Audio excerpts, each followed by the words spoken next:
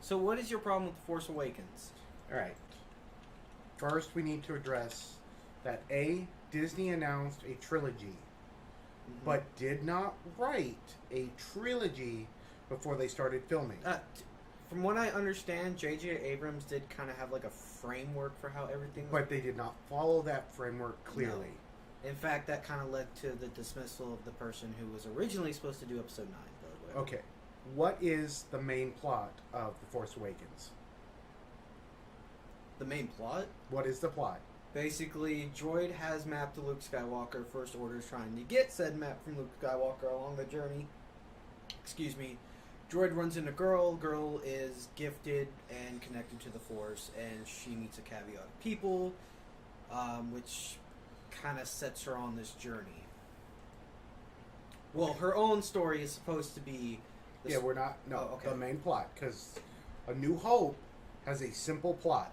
Yeah. Getting Obi-Wan Kenobi to save Princess Leia. Well, getting Death Star plans to set Rebel Base said blow up Death Star. That's extended, but it starts out very simple. Yeah. So you're saying the main plot of The Force Awakens is finding Luke Skywalker. Yeah.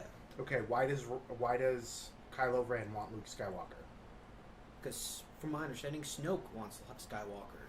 Why? Because he wants him dead. Because he's the last of the Jedi, and supposedly the Jedi could be a threat to Snoke and his reign. Mm-hmm. So why isn't that their objective in the second movie? Because Rian Johnson screwed all that up. My problem with The Force Awakens is there is no solid plot.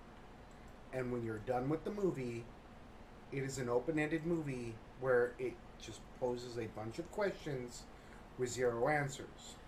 A lot of people will argue that this is a cop-out, but it is literally a black smoke monster all over again. Only this time, it's painted with a skin of nostalgia, which is why people who like Star Wars like this movie. But if you bring in Leia, who's in the movie for maybe 5 minutes, nostalgia mark hit. You bring in Han Solo and Chewie, who's in the movie for 20 minutes, and they actually have a chance to portray their characters, which they do a good job with, but ultimately leads nowhere but to kill Han Solo. So not only do they effectively hit the nostalgia note, but then they hit you in the feels, as it were. Well, also, like, Han's death, I mean, that was, like, supposed to be... That should have been the main plot of the movie. Han Solo's death? Han Solo's death. Kylo Ren's inner turmoil. But it wasn't. They just tossed in Han Solo's death because, one, he didn't want to do any more movies, and two, to hit you in the feels. The most memorable moments of that movie is just the nostalgia. I'd say you have some points, but I think there's definitely more nuance in this movie than simply Black Smoke Monster. And I understand, yes, it is an open-ended movie because of the ending, because the way they decided to do or wanted to do Last Jedi, they wanted it to pick up right where that The Force Awakens ended. I get it, because they already knew this was going to be a trilogy, so they thought they could get away with it. I'm not arguing that the artistic direction of the movie isn't great. Like, it truly is. The scene of Han Solo's death and the light going from blue to red. I'm saying it's more nuanced, meaning there's more detail to it. I think that's you wanting there to be more detail. Because there isn't any. You don't know who the guy is that dies at the beginning of the movie that Poe Dameron went to meet. That was supposed to be important. You have brand new force feats introduced without them being explained. Never has anybody ever stopped a blaster bullet in time and then just redirected it later because he wanted to. But as fans, we can infer how it's just a different way to use the Force. And that's true. The inference is there, but that doesn't make it subtlety. That, in my opinion, to quote Ryan Reynolds as Deadpool, is lazy writing. Okay. It's a cool effect. Because it's not... Okay, lazy writing Mm-hmm. has to do with story arc and story... Like, him stopping a blaster bolt doesn't affect the story whatsoever. They could have done it in any other fashion. Actually, I would argue, now, not in a singular notion of this movie, but when we're looking at the trilogy that's supposed to be a complete set, Kylo Ren can stop a blaster bullet, but Luke Skywalker can't? Or is it just because he force projected himself? Well, okay, we're talking about the Force Awakens. Fair, but you see my point. You inferred one thing, but that inference doesn't apply to the next movie. Well, okay, it's two different writers, two different directors, two different visions. Yes. And if we're going to go off of that, then the Rey story goes absolutely nowhere. All in The Last Jedi. We're talking about the Force Awakens. Yes, but even in the Force Awakens, her story is just branched out with all of these questions with no seeming answers. Because it was already announced that they were going to do a trilogy in terms of writing the story of these movies. Mm-hmm. Basically, it was a fooled you. It was. They played off the fact that they knew fans would speculate: is this a child of Ben Kenobi? Is this a child of one of the Fets? And then they would go and see the second one to find these answers, but little did we know those answers were not in the second one. Yes. However, I will argue that yes, The Force Awakens is not a perfect movie. It obviously has flaws, as many good movies do. But I will argue that it was the movie it needed to be. I completely disagree. Okay. Yes, people want nostalgia. But if you take all of the nostalgia out of The Force Awakens, it is a shitty movie with no explanation. The Millennium Falcon is magically there, which was quickly explained by who stole it from who stole it from who stole it from who. But that's such a Han thing. From Han Solo. But that's believable. That doesn't. When they explained it from the Han Solo perspective, mm-hmm. that is believable. That is something that would happen to Han. That is something that Han would do. But why would it be on that planet and be right there when Rey needs it? The Force. Shit. That's shitty excuse. That a movie can only rely on a subplot of magic so many times before it becomes overused. Okay, but Rey magically can just be stronger than Kylo Ren when he tortures her in her mind because of the Force. Rey can magically stand up against Kylo Ren in a lightsaber battle because of the Force. I'm not done. Okay. The planet can magically split Rey and Kylo Ren apart right at the moment she would go to kill him, just to keep her on the light side of the Force, because the Force, the Millennium Falcon, is on the planet when Rey needs it because of the Force. Their ship magically is in the same region as Han Solo and Chewie, who aren't even looking for the Falcon right now, but happen to find it because of the Force. Like, that is lazy as fuck writing. But the fact of the matter is yes, it may be a cop-out, but it's one you can get away with. Listen. Because as fans, at least me as a fan, I know you're not as big of a fan as me, but the Force is essentially, it has its own will to an extent, and it can influence events. I mean, that's one thing. Secondly, I want to address this whole Kylo Ren versus Rey lightsaber fight. Mm-hmm. Okay. Everybody said all the arguments about, he was distraught, he was injured, blah, blah, blah, blah, blah. Okay. the first half of their lightsaber fight, Mm-hmm. she was running away from him. Okay. Like, she was not kicking She his... took no damage. 0 damage taken. She almost ended him. Okay. She was imbued with the... essentially, it's kind of like giving in to the Force essentially amplified her. It basically... And if we're supposed to believe Kylo's story in the Force Awakens, he should have been more attuned to the dark side of the Force after he killed Han. He should have been complete. Well, he should have at least been angry. Yes. He should have been able, according to this sub-story's mysterious Force plot, been more attuned, more vicious, more of, quite in fact, a man. Because if we look at the evolution of Kylo Ren, he's a whiny bitch baby to becoming a full commander and a man when he kills Snoke. But let's just address The Force Awakens. In this plot, in this scene, in this moment, he should have been more attuned to the Force. You mean the dark side? There's balance in the Force. Whether you're light or dark, it's the Force. Well, he was already in tune with the Force.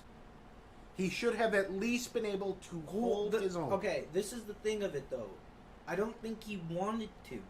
I think that's something that a lot of people don't address.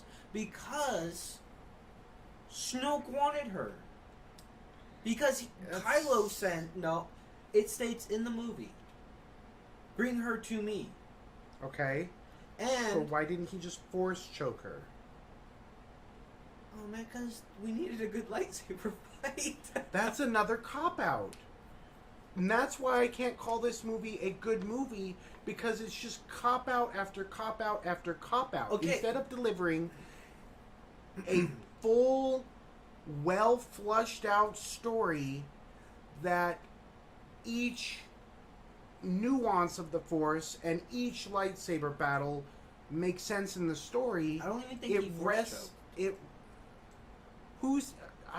No, maybe not. Maybe he just lashes lightsabers against damn fucking consoles all day. I don't know. But instead of developing a story where everything makes sense and everything has its place, they relied on the cop-outs because you can do it. Like, that is not good storytelling. That's not good marketing. That is just giving fans what they want, but not giving them what they want at the same time. Like, if they really truly wanted to give fans what they wanted, Luke Skywalker would have shown up with a lightsaber. I was like when in the snow, Mm-hmm. when it would, because that was completely reminiscent of Empire when he's in the snow and then it jiggles and it flies. Yeah. I thought Luke was gonna show up. Yeah, but he wasn't. So they only checked a few nostalgia boxes. They didn't give fans what they wanted, but they completely relied on fans allowing them to cop out when it came to a good story. I'm not saying that it's not a story, but it is, and you're not going to like this analogy, but it is completely accurate. It's the difference between Twilight and Harry Potter. A New Hope, Empire Strikes Back, and The Last Jedi is a Harry Potter series.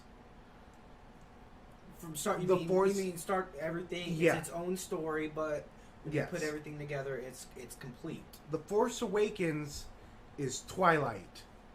The Last Jedi is Eclipse and a New Moon.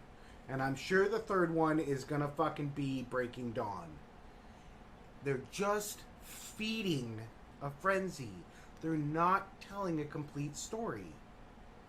And fans will be okay with that because it's checking the minimum amount of boxes necessary Well, to be Star Wars. if you want to get into that kind of, get into the nuance of that, fans are not okay with that anymore. I know. But that goes to my point though. Like, yeah, there were some people who didn't like The Force Awakens, there were some people who loved The Force Awakens, and there were some people who were okay with The Force Awakens. The reason why I liked The Force Awakens is because it was the movie it needed to be. Because, yes, it did rely on nostalgia. Okay. But, no, let me finish. Okay. That's what the movie needed. They needed nostalgia to get the fans in there. They needed to introduce these new characters to get basically the old fans accustomed to these new characters, and then introduce new fans to these characters. And the fact of the matter is that despite some of the lazy cop-outs and the writing aspect of the story, I was more than willing to go on the journey with these characters. I surprisingly enough, I liked Poe Dameron in The Force Awakens. I know you didn't like Finn, but he wasn't that bad. I don't like Finn's continuating story. He wasn't as bad in Force Awakens. Yeah. But the teasing another. Okay, you want to talk about racism? Disney is the most racist bitches ever. Oh, here's a new black Jedi. No, he's nobody. I was on for. I was like, yeah, Finn's gonna be the coolest character ever. Finn's gonna be the cool. No. Okay, maybe I don't like your language in terms of the movie because you're saying it's the movie it needed to be. That feels like you're giving it an award because the movie was not what it needed to be. The movie was the bare minimum. It met a quota. And that's not what it needed to be. If you're talking about bringing Star Wars into another generation and truly capturing the same power of A New Hope and Empire Strikes Back, then this movie is not what it needed to be. This movie was a slap in the face with a title of Star Wars. Could you agree that this movie could have been so much better? Should it have been better? Is there anything in The Force Awakens that even completely comes close to Yoda? No, that was Empire Strikes Back. Yeah. Anything that comes close to Obi-Wan Kenobi dying or using the Jedi mind trick or Luke destroying the Death Star. Yeah, there's nothing even remotely close. Oh, but Poe Dameron is an ace fighter pilot who can magically fly into a little hole, so that must mean he's a better pilot than Luke ever was, and he can fly around in a circle and blow up another not Death Star. Like, this movie literally just checked Star Wars boxes and didn't add anything. Yeah, I understand what you're saying. Okay. This is what I'm saying. Yes, they checked a box. Mm-hmm. They met quotas. Because these were things that the fans would want to see, things fans needed to see. So, as long-term continuing fans, mm-hmm. we were hoping that... I mean, because A New Hope is not a perfect movie either. In fact, it's probably not one of the more flawed of the original trilogy, and in fact, a lot of people say that movie was actually saved in the editing room. But to get back on track, okay, I am fair with praising the movie for giving fans what they wanted. Mm-hmm. But to say that this was the movie it needed to be, to say that this was a great Star Wars movie, it was not. Okay. It was just a movie that was worth your time. Okay. That's it. Let me put it to you this way. Let me say this then. This was the movie to get fans back into the franchise. That's what advertisement is for. That's what interviews are for. And it worked. But that's fucked up. You don't make a movie in a series of movies to pull fans back into it. No, you make the movie as if the fans are already there, and you make it big, or you go the fuck home. Okay, yeah, there were expectations that needed to be met, but those expectations needed to be met in the second one, which they didn't. In fact, they did nothing in the second one. See, I think that that's wrong. They had every fanboy, their mother, their grandfather, and their kids hook, line, and sinker as soon as they showed the trailer with Han and Chewie. And they knew they would, that's why they showed it that way. So that's how you hook people into it. But instead they spent the whole movie as a giant ad for their upcoming movies. Then the movie should have been like 10% the cost of what it was, and you should have gotten it for free on YouTube as opposed to the average Star Wars cost of $20. Because you're supposed to be getting a movie, not an advertisement.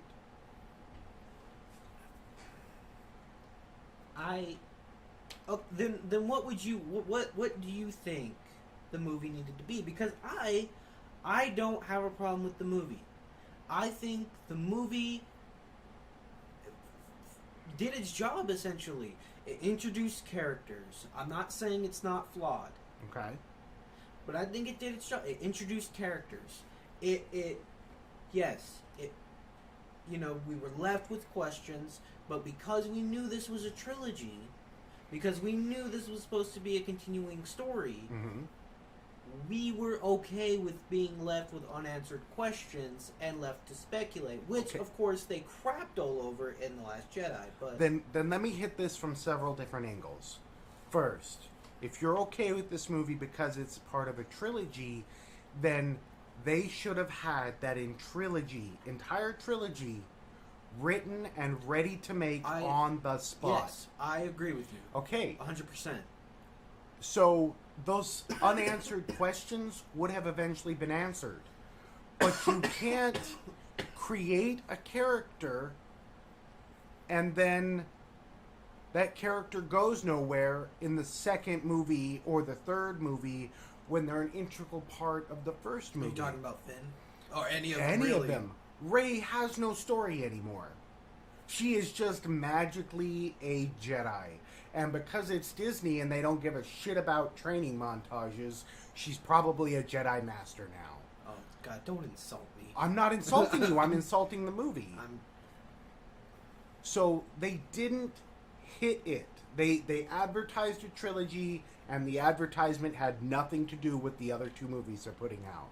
Except for, oh, Han's dead and Luke's alive. But he's a grumpy old man and boo-hoo. Look. Oh, now he's dead, but yeah. So, they should have had an entire trilogy written out, or at least the framework of one, and they didn't. Well, they had the framework, they just didn't use it. That's wrong. That doesn't help the Force Awakens. In fact, that hinders it. So I'm not disagreeing with you in that respect. Okay. They should have stuck with the framework that was laid out, because they had, while J.J. Abrams was working on 7, they had somebody else working on 9, which doesn't make sense, and then they hired Rian Johnson, gave him everything after the 7 came out, and said, do what you want. Yeah. And completely changed it. Yeah. That's not how a trilogy works. Yeah, I'm not disagreeing with you on that. So if the trilogy doesn't work, the first movie doesn't work at all, except for just hitting the nostalgia points. And, look.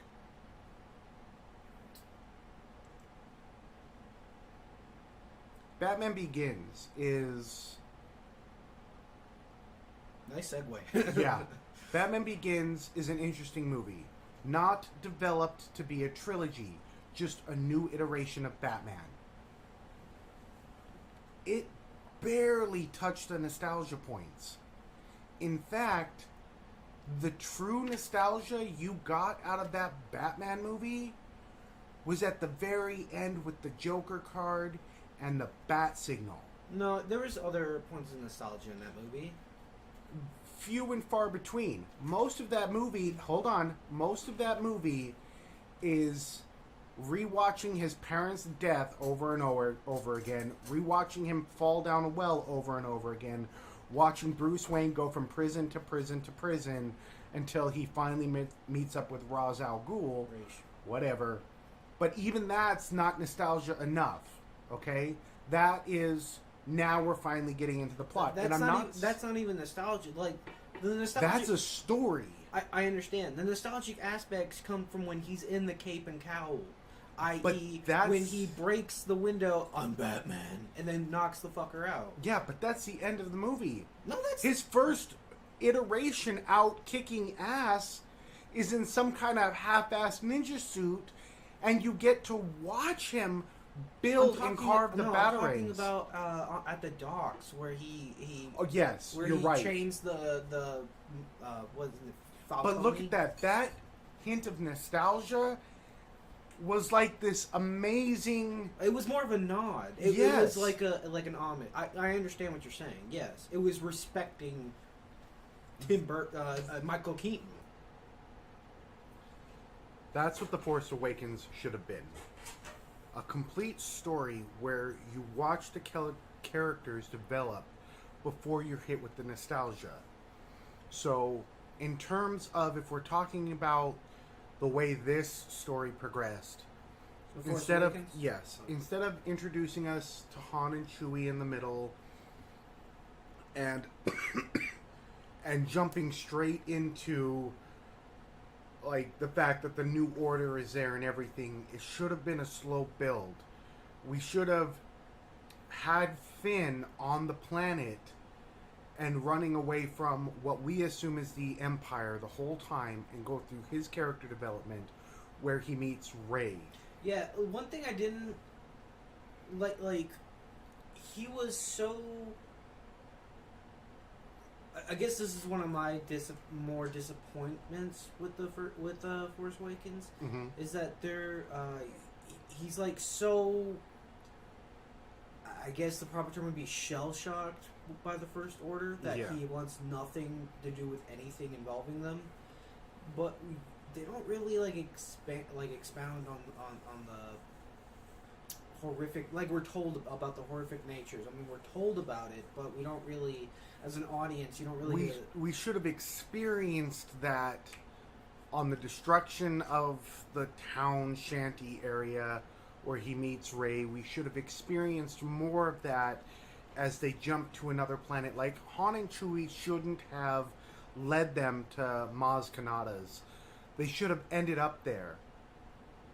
And that should have been where Han and Chewie show up and the... Probably... What I'm saying is the Han and Chewie scene...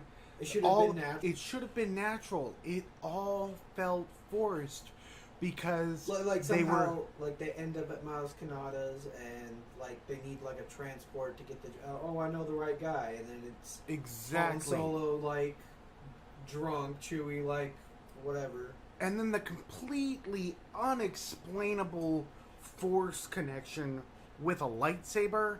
Like, I don't even understand that, especially considering their new canon where kyber crystals are just mined. Like, you know, it's... they went from literally having kyber crystals, blue eyes, white dragons, to kyber crystals, I own all the cards. Like, it's fucking horrible. So... Well, I think that's... a lot of people were okay with that because they figured that... it would mean something later? Well, not obviously, but that her lineage would kind of, like if she was the child of Mara Jade and Luke, that would make more sense. Yeah, if she was the child of Ben Kenobi, that would make sense. Why the Force? But because they didn't have the trilogy written out and filming it, they just said fuck it. Like, well, fuck holy it shit! In Look, the second one and shit like it. But see, that's not an excuse for the first one. That makes the first one even worse. The Hobbit movies did not need a trilogy at all. Yet they still took the time to write out a complete trilogy and film it all at once to give you a complete story. Like, this format of trilogy filming is an established thing. It happens all the time. people are fucking it up at Disney because we're just gonna feed fans crap. Well, you can't say at Disney. Okay, at Lucasfilms. That subsection of Disney. Yeah, I mean, look at Marvel. That should be a prime example of why The Force Awakens is so terrible.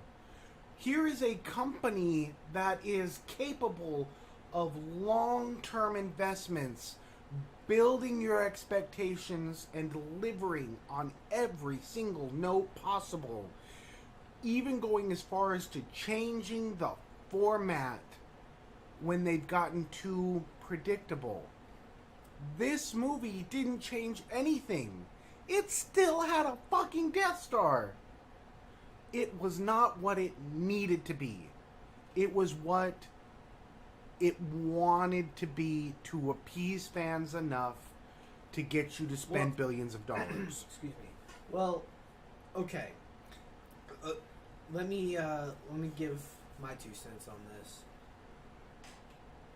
I've already told you, Force Awakens is not flawless, but there are other aspects that go beyond the writing room, that go beyond the director's chair, that influence this movie. Mm-hmm. Also, you're right. The company, Lucasfilms, they went safe with this movie. They went and that was their biggest hindrance. They went safe, which is why you have people who didn't like it, you had people who loved it, and you had people who were okay with it.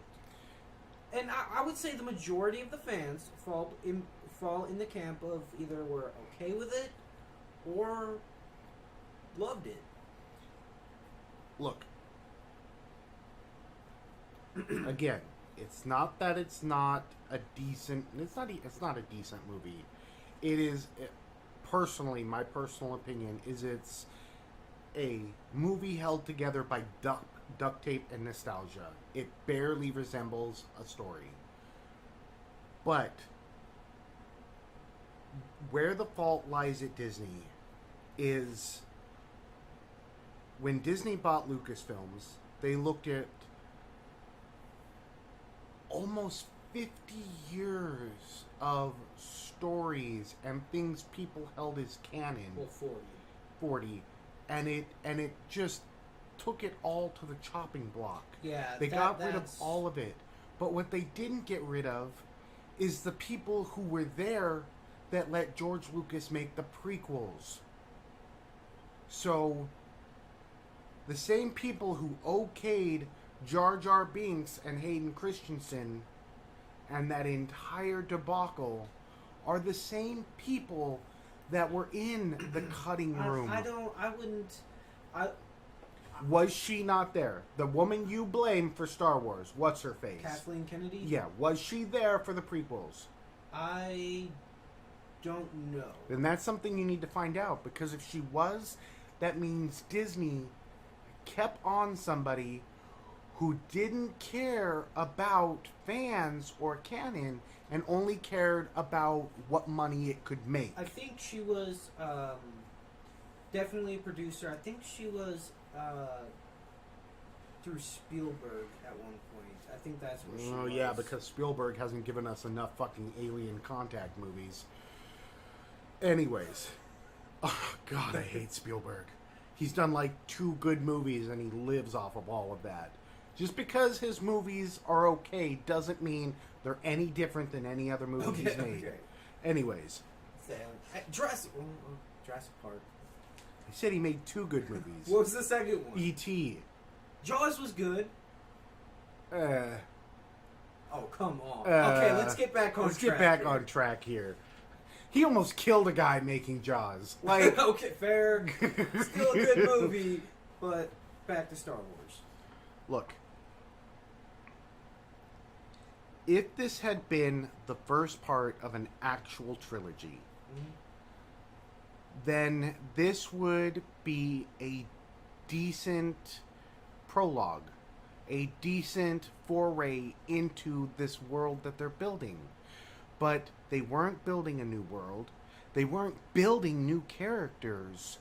They were feeding you nostalgia and making cop-out scenes of, oh, the fans will infer this. The fans will hint at a possible link between this. We'll do this. We'll just keep feeding them stuff that the fans want. They even managed to incorporate Darth Vader into The Force Awakens. Like, that shouldn't have been there. Or if it, well, I understand. It should have had a bigger. It should have been. It should have turned out that Kylo Ren was actually a good guy pretending to be bad, so that he could infiltrate Snoke. That's whole story. Yes, but this was just an emo kid whining over a Vader helmet. This kid never met Vader. He wasn't even exposed to the atrocities and power of Vader. Everybody who was truly afraid of Vader, he wasn't exposed to. He grew up in the rebellion where people only talked about Luke, Leia, and Han. So somehow he manages to gravitate towards Vader's helmet. Republic. I would say more along the New Republic. Okay. But still, Vader would have been treated like any other dictator-esque figure. Hung, put out to dry, toppled the monuments, and forgotten about. We don't talk about Saddam Hussein, but he was a fucking mass murderer. Like, nobody sits there in their fucking closet going, oh, Saddam, I want to be just like you. That's what they made out of this. And they completely just got rid of the fact that Vader turned out to be the good guy. Well, I think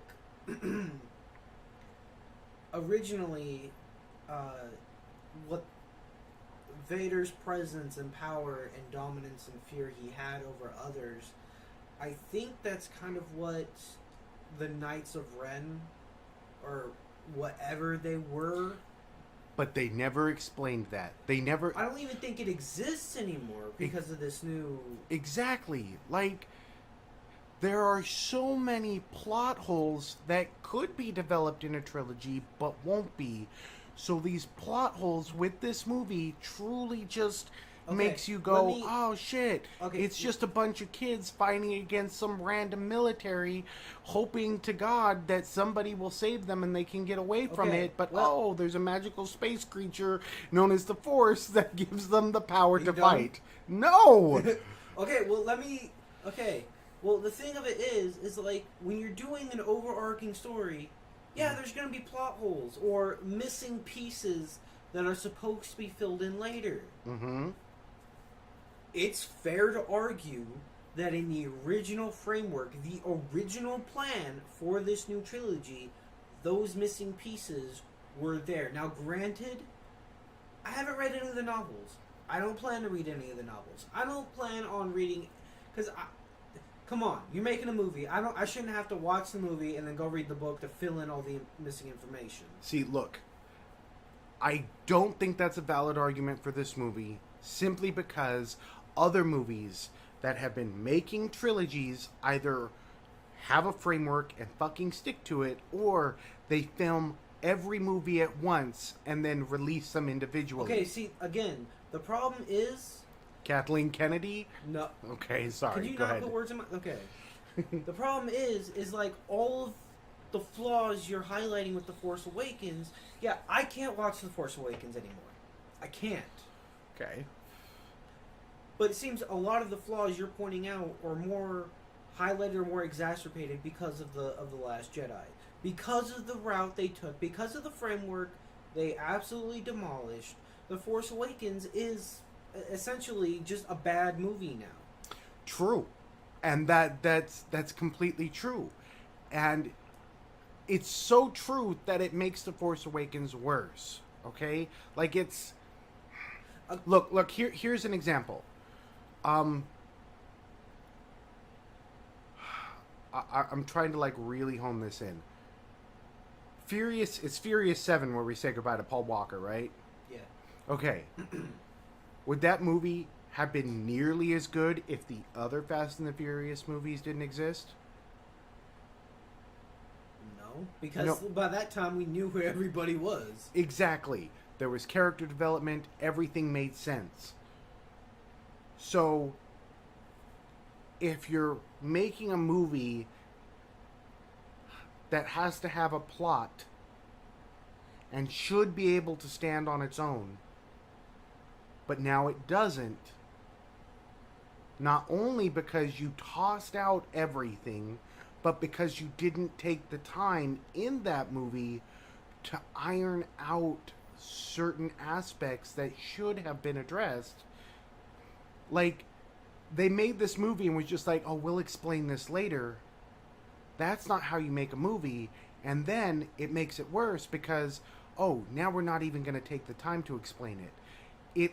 That's politics. It highlights the flaws. The flaws. It highlights how lazy the writing was for this one film.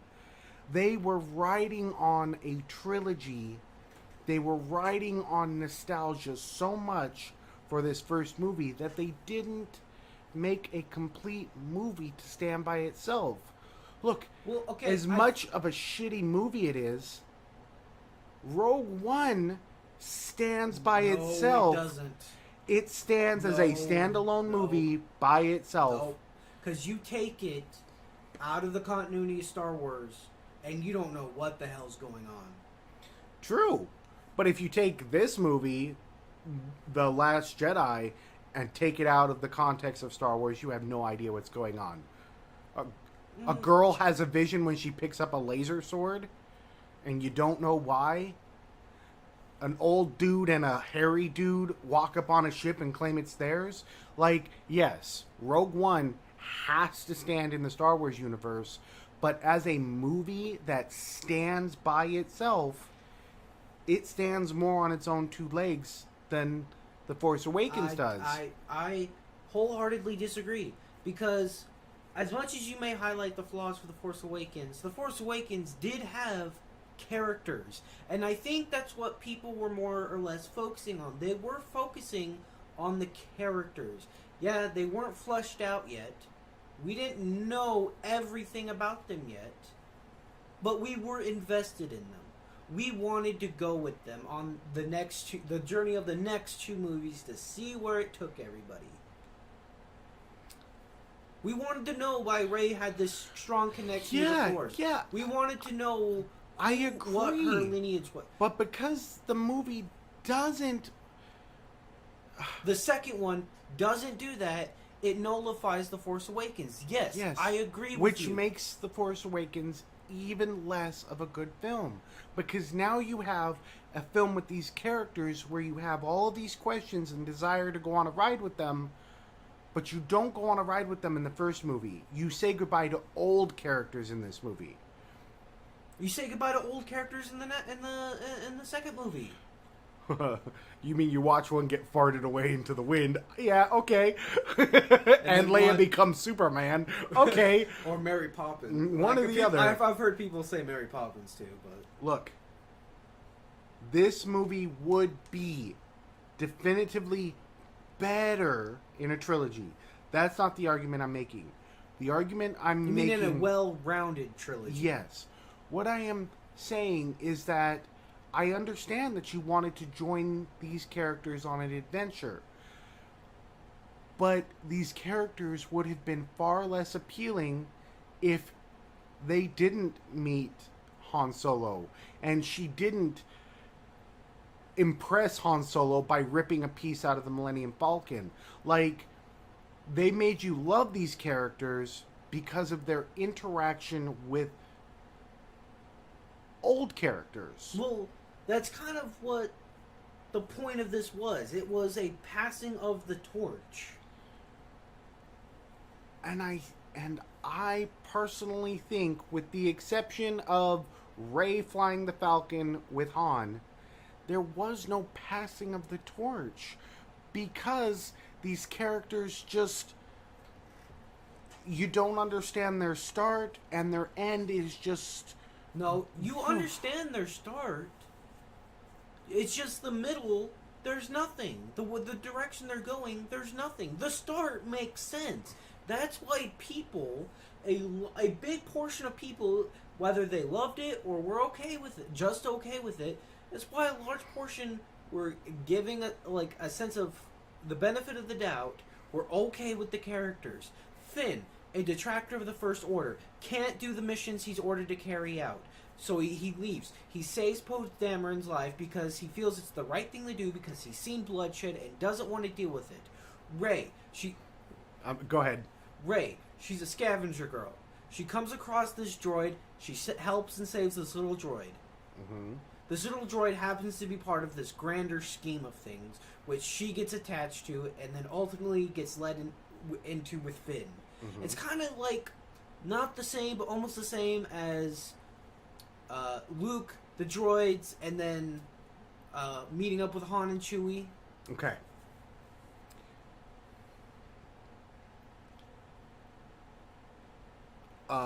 Finn saves Poe Dameron because Finn can't fly a fighter jet. Not because it's the right thing to do. And then, everything we know about Rey from the first movie, she did not want to leave that planet because she was waiting for her parents to arrive. She was waiting for something there. She has been a scavenger all her life. So the fact that she didn't sell the droid and it doesn't explain that at all, like, that's almost like... Well, that's where the inference comes in. And listen, that's where, they probably could have done a better job. Mm-hmm. But more or less, they probably could have been like, something's telling me not to give you away. Oh, that inference is completely unfair to fans. Because when you look at A New Hope, Luke Skywalker buys these 2 droids. Okay? And while cleaning one up, he gets a message from Leia meant for Obi-Wan Kenobi. And he loves droids, he loves space, I don't remember if he knows about Jedi, but he loves the idea of it. He wants to explore that. He wants to get off that domain. Not until late, after the Sand People attack him. But his progression goes from, I bought droids to help on the farm, to, oh, I might know this guy. I wonder if they're talking about Old Ben. So he goes to talk to Old Ben, and by the time he gets back, he finds out that the Empire has killed his aunt and uncle.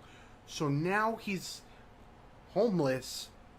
He's got 2 droids that he knows are important. And his adventure begins with a sincere plot. It might have been a plot of revenge. It might have been a plot of discovery. It might have been the simple idea of, here's somebody who needs help and I have nothing left. Let me try to go and help. That is not what you get with Rey or Finn. Finn is just running away and using everybody he can in the process, to include lying to Rey. And Rey,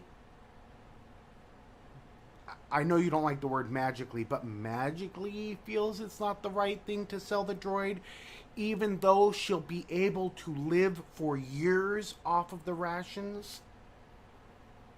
That's like, you built up this entire character, made it very clear that she's worked hard to scavenge, she does not want to leave this planet, and now magically she's going to go on this adventure because the Force is pushing her that way? Like, well, also, the attack of the First Order. Give them the droid. There would have been no attack had she sold the droid. Well, she could understand what the droid was saying, and that the droid had to get somewhere. The droid had a mission it had to complete. See, I understand that. I do. But that is not a genuine start. That's like a complete stranger rolling up to you in a normal car without horse mask on and says, there's no time to explain, get in my car. Like, no, I'm busy surviving, thank you. Like, that's the equivalent of that. If the droid had, dropped in her home and had a message for her and handed her the lightsaber and she had the vision right there, then it would have been the equivalent of somebody driving up in a freaking van with a horse mask on going, There's no time to explain. Get in the car. Like, but it wasn't genuine. It was forced, and the reason why it feels genuine is because that visual line of things is exactly what we saw in A New Hope. A droid lands on a planet.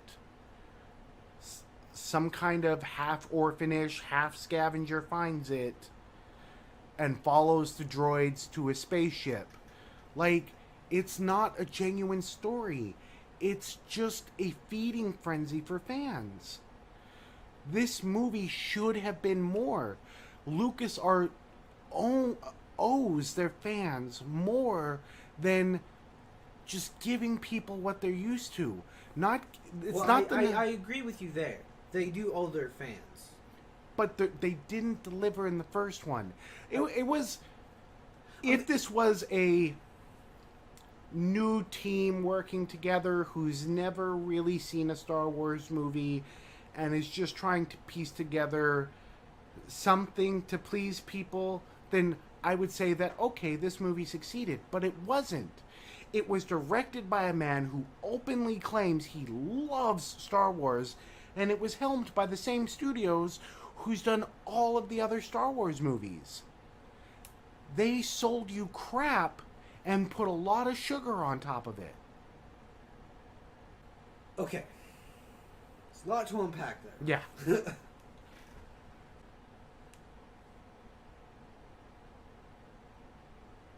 I'm turning you to the dark side. I can see it in your eyes. I mean, I agree with you on a lot of points. I'm not.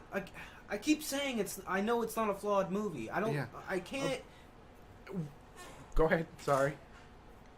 Okay. Yes, there are plenty of things they could have done better. Plenty of things. The whole arc with Vader and Kylo Ren probably could have been done a little more. It could have meant something more other than here's a helmet. Mm-hmm. Yes. A lot more. And I think where it feels forced is because they did kind of try to do a copy and paste formula for this movie. But again, that's the safe factor that plays into this. They wanted to ensure that not only would people like this movie, but that they'll make their money back. It cost them $200 million to produce.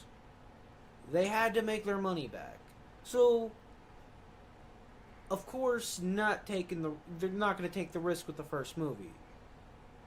And they took a big risk with the second movie, and that bit them in the ass. They gave the entire thing to Rian Johnson. That's not a risk. That's lazy. The risk would have been to continue the story. The risk would have been to see it to fruition. If the first one worked, why do you change the second one? Okay. I think what I want to argue now is not necessarily your stance, but the language you are using. As you said before, this is the movie it needed to be. I think that this movie needed and the fans deserved to have it to be something more. You also said that, you just said it and I completely forgot what it was.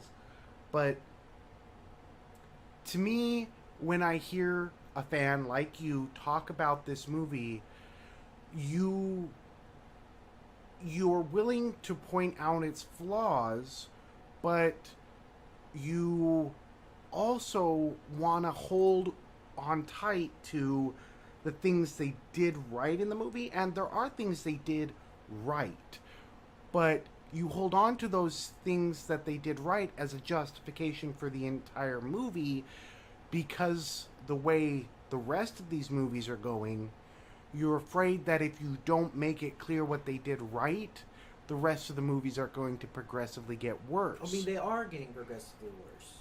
Exactly. There's no point in really holding on to it anymore. That's why I told you I can't watch it anymore. So, So to make the argument that this is a good film, Good Star Wars film. I think you are selling yourself short on what you as a fan are owed. Because a good Star Wars story is Knights of the Old Republic. A good Star Wars story is Star Wars Rebels. LucasArts has proven time and time again that amazing Star Wars stories can be developed and published from their studios. Within continuity of the Exactly. of the trilogy. Exactly. They did not do this here. And you're praising them for things that were good, like the way the Millennium Falcon was actually built. Yeah, they did a good job there.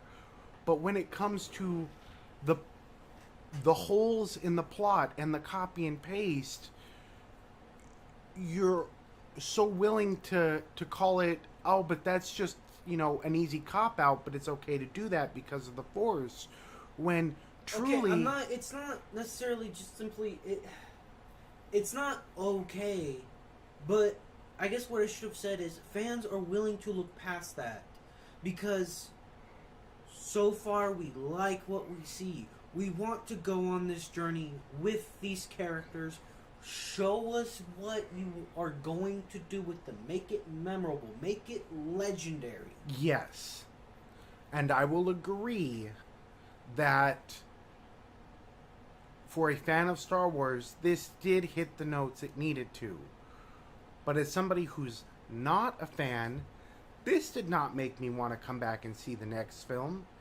It made me sit there and go, oh my god, they literally copy and pasted everything from the beginning of A New Hope to a Death Star. The biggest argument for that is the fact that this is the love letter to the original, and so they kind of wanted to bring a sense of familiarity to the old fans as they moved on with the new fans. My argument is there should not have to be that inference. My argument should be a studio capable of making a great story should have blown it out of the fucking water. They could have easily made a much bigger, a much grander film while still playing it safe. Like, their safe note was hit the second that Mark Hamill, Carrie Fisher, and Harrison Ford agreed to do the movie. Well, Harrison Ford, we all know Harrison Ford agreed to do it because they were finally going to kill him off. I'm not talking about in retrospect. I'm talking about in terms of them playing it safe. As soon as every single one of them agreed to it, they had their money back. Like, there was... If they even remotely thought they weren't going to make their money back, those people need to be fired. Because nostalgia notes will bring in money. And just those three, yeah. Yeah. The fact that they didn't make a new story. It's not new. It's a horrible copy and paste job. It's like somebody copying your homework, but they actually took the time to change things. Like that meme, except instead of it being like, I'll just change it a little, they changed a bit, but they didn't. If you look deep enough, it's still the same paper. Yeah, everybody knows this. Everybody knows this. Everybody can see the correlation between this movie and A New Hope. And and again, as fans, we were willing to look past that and found it to be kind of humorous, because I don't know how you could look past that when that's the exact copy and paste job of the prequels. If you look at the first one, it's somebody with a droid who crash lands on a planet and needs help from an orphan kid, and the Jedi Master, or the lead character, dies at the end to a so-called Sith Lord. Like, it is the same thing over and over. They should have done something else. The fans deserve something else. It should have been grander. And the fact is, this movie brought out the nostalgic feelings. Mhm. They introduced new characters that we as fans were willing to embrace and go on this adventure with. Now, I'm not saying that there weren't, like, there wasn't skepticism. Mhm. Obviously, there was. Especially for me, it was with Finn. I think you and I are saying the same points over and over now. Yeah, because But- I don't know where else to go. Because, yes, the movie has flaws. Fans were willing to look past those flaws. Do you agree that a studio such as Lucasfilms, backed by Disney, could have made a much better film? Yes. They That's could have made a better film. We've even before, not here, but before we've talked about ways how they could have made things a lot more memorable, made things a lot more spectacular, and brought more character depth within the first movie. Yes. And that's why if I can sit there and pick apart a movie in 45 minutes, or even I think I've done it in 20 minutes before, and write a better version just spitballing outside with a cigarette Well, better concept, anyways. that a fan loves, then something is wrong with their studio. And do you know why mine is better? It's because it's not a copy and paste job, while still bringing in the nostalgia and hitting the feels. They rely so heavily on doing the same thing over and over and over again. Okay, but what are you going to do when the big board of people come down and say, no, take this out, no, take this out? That's why Disney should have fired them. They got rid of all the other canon. They should have fired everyone at Lucasfilms. They owned it. They should have gotten people who love Star Wars. Disney should have gone through the people who have written countless novels. Honestly, they should have gotten the people who did Marvel. Yes, but since they're working on Marvel, they should have gotten the people who wrote countless novels. Because I'm sure there are names that stand out when you talk about Star Wars Extended Universe. They should have gotten those people, drug them in, and been like, hey, we want to go in this direction. Or why didn't Give they me a couple of scripts. Well, the thing is I guess what kind of further makes this whole situation worse, George Lucas gave them concepts. They should have taken that, especially if they were different than a copy and paste job.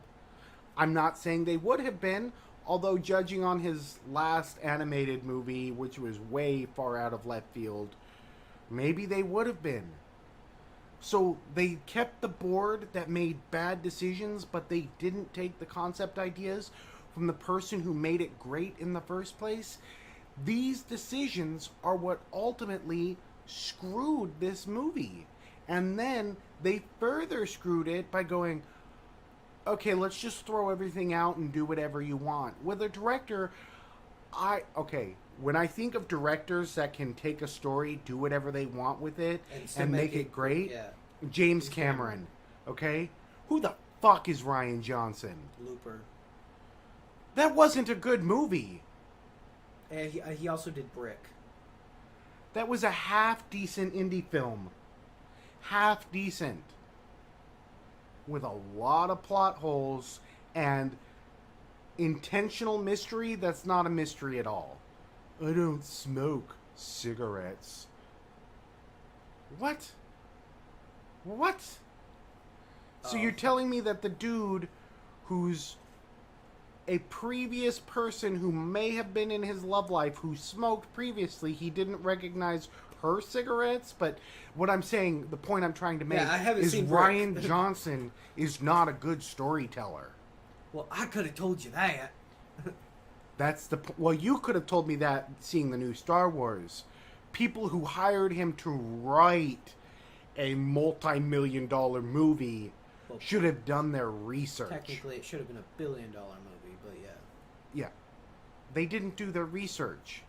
That's the same ideological stupidity of letting Zack Snyder continue to make DC movie after DC movie after DC movie when every single one he puts out, they shit on.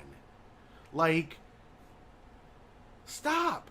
Stop what you're doing. Do a modicum of research. Ryan Johnson is not known for making big flashy movies with an amazing story. Zack Snyder said he wanted to see Batman or Superman get raped in jail. Like, I think it was Batman. either way, like, where is the forethought? They want to play it safe, but they fucking hire somebody out of the left field who's good for maybe fourth string, but they don't take the concept of the ideas who hit it out of the park in the first place? Like, holy crap. Where is the thought process? They're so invested in making money that they're not making smart decisions to make money that hurt a movie in the long run. Well, it's hurting the fans. Exactly. I mean, they are starting to. Lucasfilms is probably behind EA. Like, it's freaking horrible. Well, right now they are.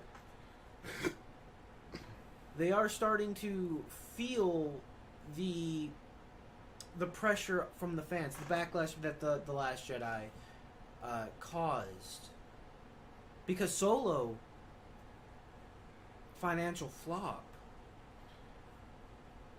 So 12 movies in, they're learning that doing the same thing, copying, pasting, and just hitting nostalgia points is not enough. And I know we're not going to talk about it here, but I guess we will need to talk about it later, but not tonight. But there's a way to make the Solo movie great. But they don't plan ahead. They're just like, what can make money? Copy and paste Star Wars. Let's do it. Like, what? No. Write something. Okay, I will tell you this. I liked The Force Awakens when it first came out. Okay. I liked it. My favorite character was Kylo Ren. Mm-hmm. Emo boy and everything. There was potential in his character. I liked Rey when we first got introduced to her, because there was a mystery surrounding her. Mm-hmm. It drew you in. Finn, I more or less liked him before we knew who he was, but I liked the whole deserter from the First Order. Quick question I have to ask. Is BB-8 even in the new movie? The Last Jedi? Yeah. Yeah. What does he do the whole movie? He gets them out of trouble whenever they're in trouble. Conveniently. Like, he conveniently has, like, all these different arms that operate, some... That like, movie half... was so bad, I completely missed BB-8. Dude, like, at the casino scene, he had, like, this... They were putting, like, coins that's, like, conveniently placed, like, a coin slot, and he shoots all the coins out. I remember, okay. And then he somehow is able to operate, like, this half-built, like, I think it was, like, an ATST, and they're, like, in, like, this Star Destroyer-looking thing or whatever, and he rescues Finn and Rose. Okay. Anyway, what was I saying? Oh, I liked Rey when we first knew her. There was an air of mystery surrounding her. I liked the whole idea of, here's Finn. He was a deserter. He has inside information we could use about the First Order, to include their leaders. Poe Dameron was just a trigger-happy ace fighter pilot. He had a lovable charm to him, if you will. The characters. Yeah. I like them. Which is why a lot of fans, everybody had their doubts. The fact of the matter was, the big reason why a lot of people accepted The Force Awakens and were willing to look past the flaws is because it was better than what we expected. That's a fair point.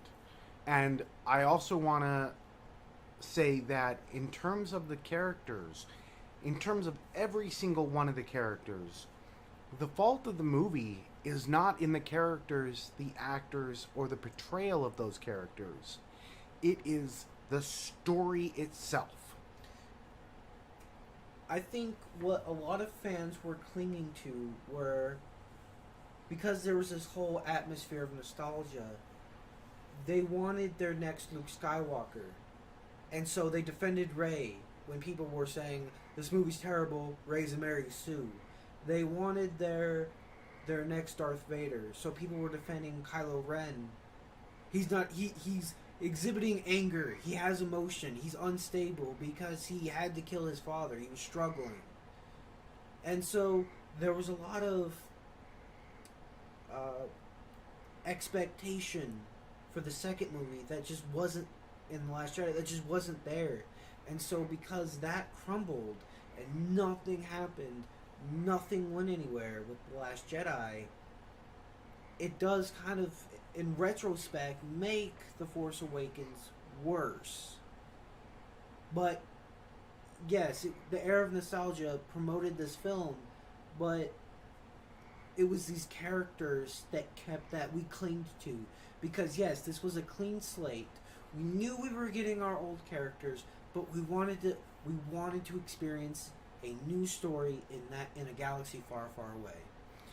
And as I've said, my argument is that they didn't deliver a new story. They didn't deliver a new story. The problem is that they didn't write this movie to be like A New Hope, Empire. It wasn't a one-off story.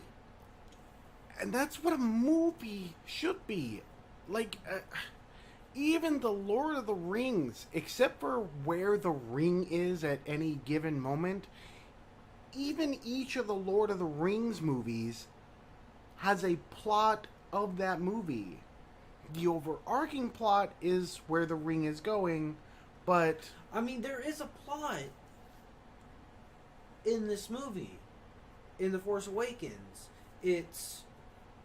Droid has map. Droid needs to get mapped to Resistance. Droid runs into girl. Girl takes... I've already said this before. That's the plot of the movie. Yes, it is a copy and paste of A New Hope. But, again, a lot of people might have taken it as a love letter to the original. A lot of people might have just been like, okay, that's maybe lazy. I'm willing to look past it because, hey, these characters seem interesting. I want to see where it goes. Rey is interesting. Again, the air of mystery. So... Talk about a crazy ex-girlfriend. Here's this amazing love letter. No, just fucking shit on it. Well, you can thank Rian Johnson and Kathleen Kennedy for that. I want not just people, but Star Wars fans especially, to stop being okay with mediocrity. Because and in all honesty, like that change is happening. And you don't follow Star Wars channel. You don't follow the Star Wars stuff like I do. I mean, that stuff is changing. I mean, Good. The Last Jedi was... It was essentially... The last straw. Damn it, I was trying to avoid puns, but yes. I mean, and fans are really upset. And not just at the fact that, the movie was just a bad movie, but they're upset with what this has done not only to the fandom, because there's a huge divide in the fandom. Mm-hmm. They are upset with how fans are being treated from the executives because fans are getting crapped on, being called bigoted, sexist, racist, this, that, or the other, because they didn't like Rian Johnson's film. Oh, if you didn't like Rey's character arc in The Last Jedi, then you must hate women. What? What? No, I don't like Rey's character arc in The Last Jedi because she doesn't have a character arc. Yeah. There's nothing there to like.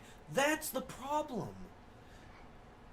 Now we're talking about The Last Jedi. Okay, yeah, see, and that's kind of like the beaconing point of this is supposed to be the first movie in a trilogy.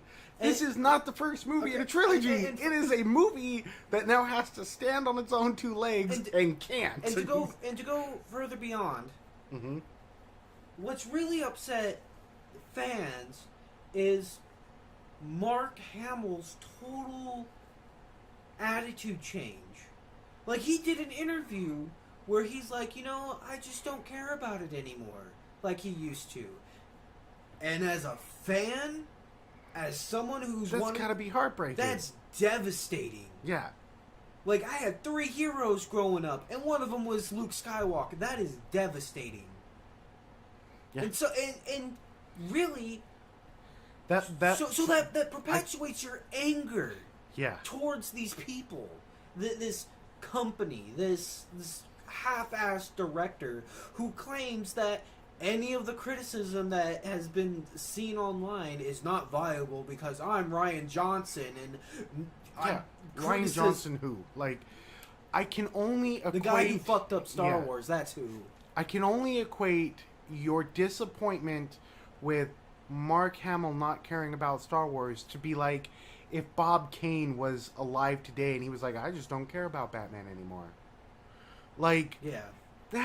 I'm sure that's how it feels, but that anger, I'm not like, embrace the dark side. I'm like, you need to start looking at all of Star Wars with that scope. I'm not talking about the originals, because those are done, they're over with.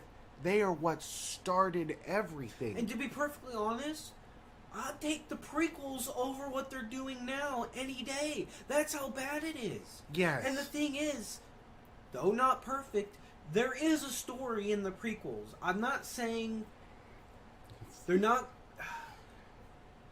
George Lucas, I love him to death. He gave us Star Wars. He has great ideas, great story concepts, but does not know how to tell that story effectively. Now, maybe if he wasn't surrounded by all these people who were enamored with him, going, See, I don't think yes. I don't think he was surrounded by people who were enamored with him or yes men. I think he was surrounded by people like Kathleen Kennedy, who were like, "This is George Lucas. This is Star Wars. This will make money. Yes, shit it out and give us our money." No, he was surrounded by yes men.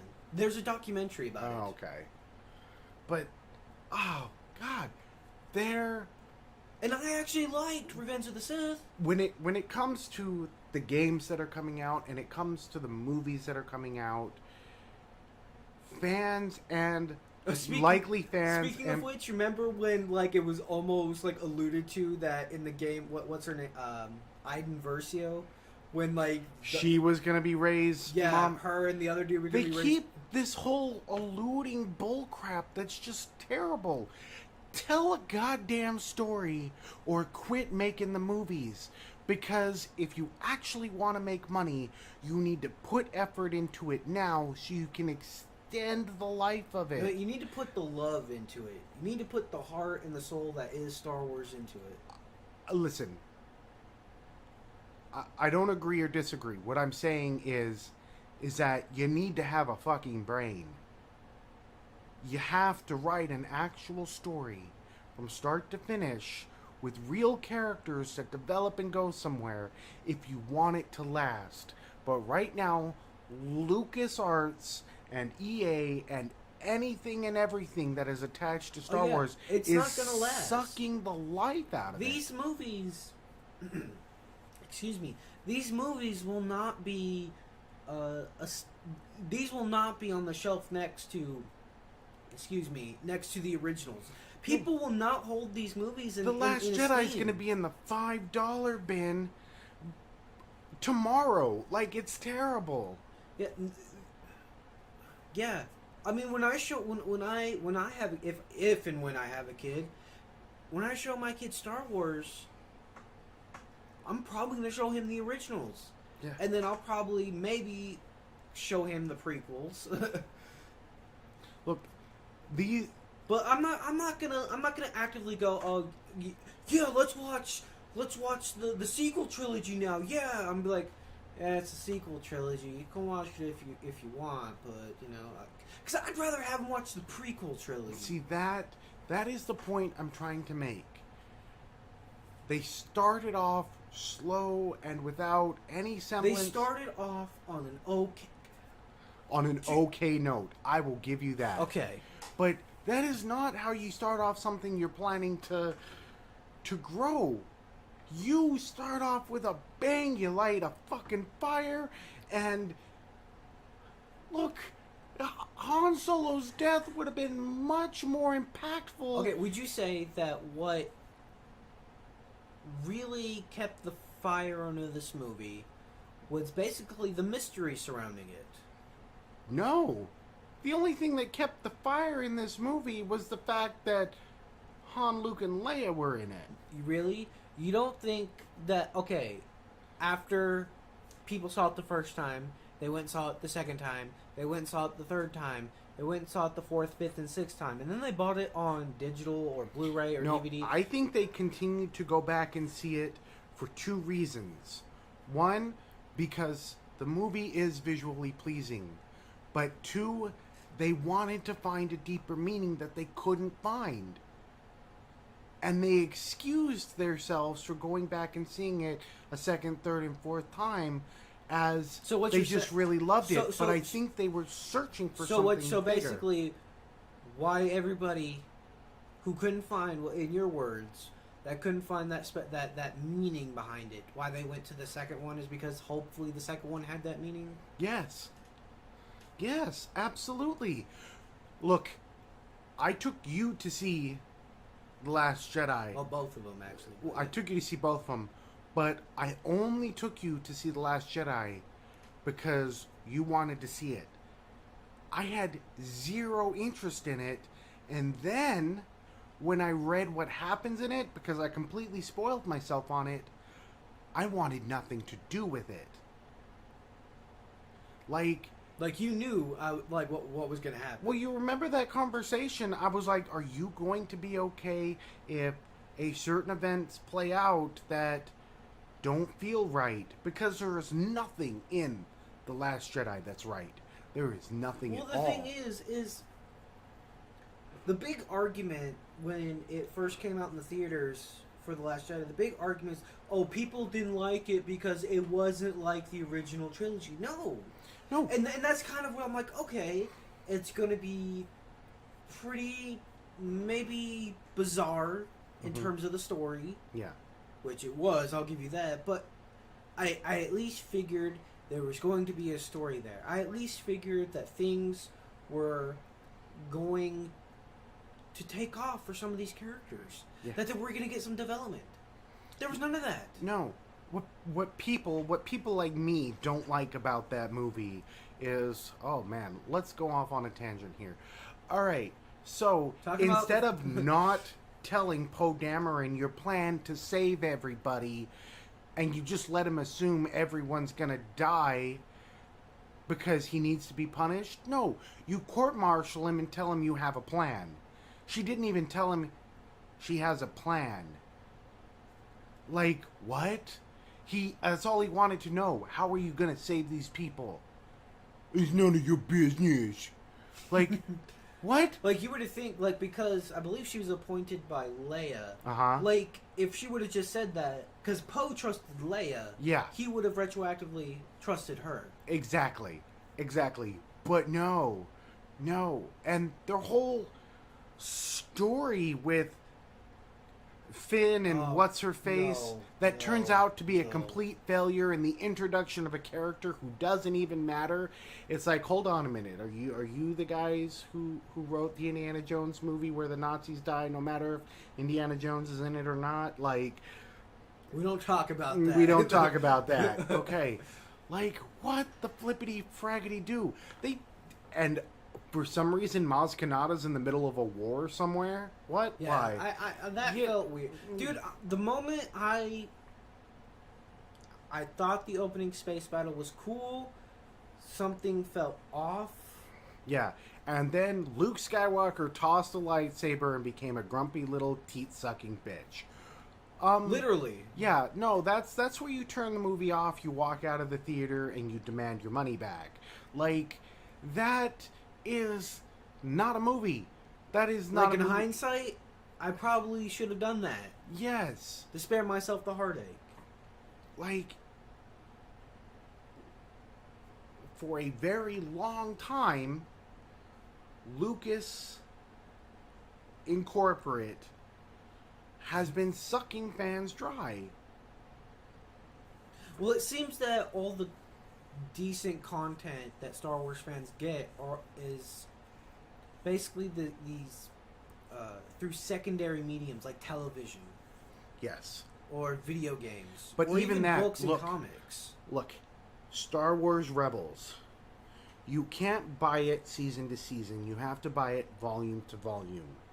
Each volume is around 10 episodes, and it costs you $40 to $60 for it. Yeah, I don't. Okay. It's a good show. I don't think it's worth that much. Yeah. But Yeah.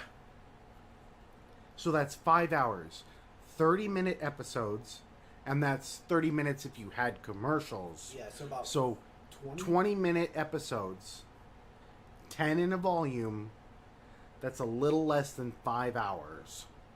about 200. That's 200 minutes. Yeah. Yeah. So you are spending $60 for... Wait. 200 minutes. It's a little less than 5 hours. No, that's less than 4 hours. Yeah. That means That's like three. if you were to and a equate half. that to a movie, that means you're spending $25 to $30 per Star Wars movie for these little 20-minute episodes. Like, they are sucking money out of you completely. And as much as I love Star Wars Rebels, that is still a copy and paste job. Because what's the kid's name? Ezra? Was he not some kind of orphanish character on some backwater planet that happens to meet a Jedi and a droid? Like, they have copy and pasted every iteration of Star Wars. It has to stop somewhere. Well, I mean, not every iteration of Star Wars is copy and pasted. All of the current all the current Lucasfilm accepted canon. Fair. Like, Knights of the Old Republic wasn't. No, it didn't start off that way at all. I mean, the only thing you could really. Revan obviously seemed more or less like a Darth Vader character. But in terms of a copy and paste, Right, yeah. the Revan's character, you start off on a ship, you already have a life built for yourself as, I can't remember if you're a mercenary or you're part of an army. You're depending, like, if you're a soldier, you're a scout. Yeah. Like, you already have a life built. You are not some orphan on a backwater planet waiting for a Jedi to show up. But in all of the accepted canon, that's how Vader starts. That's how Luke starts. That's how Rey starts. That's how Ezra starts. Like, this needs to stop. That's my problem with The Force Awakens. All right. You know what? I see your point. Mm-hmm. I think the reason why I say I still like The Force Awakens is because I'm still clinging to, I guess, that false sense of hope when I first saw it. Yeah. But now that The Last Jedi has come out, it's And it I is don't ruined. I can't watch it anymore. I don't want to take that hope away from you. That's not my point. What I am saying is, you asked me why I thought The Force Awakens is not a good movie, and that's why. Is because it's a movie you've already seen 6 times before, and they placated to stuff you didn't need so they could just shit on stuff that you wanted. Basically, so essentially, fans were just blinded by nostalgia, Yes. hypnotized. Yeah, exactly. Did you even ever think that you had already seen this same setup 5 or 6 times before? I think in hindsight, like when we were discussing the movie, Mm-hmm. but as I was watching it, I was like, obviously when he puts the map in BB-8, obviously I caught that. Yeah. Obviously, but I think more or less I was just watching it. I was like I said, hypnotized. Yeah. And Star Wars is great. I mean, give it to them. The A New Hope started off great, got people's attention. Yeah, they copy and pasted the crap out of that. They turned in the same movie over and over and over again. But if you look, okay, look at Lucas though. Like, he didn't direct Empire, and I don't think he wrote the screenplay. I think he had the story for it. I'm not trying to excuse. I don't. It's not Attack of the Clones. It's not Revenge of the Sith. What is it called? The first one? Yeah. Phantom Menace? Okay, The Phantom Menace. I'm not trying to excuse his direction on that first movie, but I could see why Vader's background would be similar to Luke's. Okay? Because that does have that space operatic genre, the sins of the father, the sins of the son. Yeah, it's tragedy. It's a parallel story. It's father and son. Yes. And I get that. But everything else that Lucas Arts has done that is a copy and paste of both A New Hope and The Phantom Menace. But what I'm saying is, what's so crazy is, like, take A New Hope and compare it to Empire. Mm-hmm. Now, like I said, George didn't direct it, and I don't think he wrote the screenplay. I think he wrote the concept, and then it was adapted. Yeah. And holy crap, those are almost two totally different movies. Yeah, having direction and art are two different things. You know where you want it to go. You know how you want it to get there. I need you to write it so it makes sense and is not visually appealing, but it's a story, art and direction. And you know what? That would be great if you had someone who's in charge of the direction of the films and then someone who writes them, because that collaboration allows for this type of conversation where someone can go, no, we're not gonna fucking remake A New Hope. So basically, someone writes the story, another person makes it happen, essentially. Someone has the broad strokes. Someone's like, this is what's gonna happen in the story. Now write it. Mm-hmm. Like someone writes the frame, yeah, and then people fill in the picture. Exactly. That's what they tried to do until they completely shat on that. Yeah. 100%. 100% of 100%. So how'd you fuck up Star Wars? Gave it 100%. 100% of 100%. I'm sorry. Key and Peele don't need to be in this conversation. They had nothing to do with destroying Star Wars. Sorry, Key and Peele. But, you know, Jordan Peele might have been able to write a better Star Wars movie than... I'd go see that movie. Oh. I'd 100% of 100% go see that movie. But anyways, I think this has been a good first rant. I think we should end it here. Alright. Yeah, I got really nothing more to add. You bring up good points. I think I have decent excuses. You do. No, you have good points from the perspective of a fan of why the movie is good. I'm just trying to... You have that unbiased, clear clarity. That's because I'm not a Star Wars fan. We start talking about Batman, it'll be a different topic. Alright. Well, we're going to end it here, folks. We don't have a sign-off yet, so go fuck yourselves and have a good night.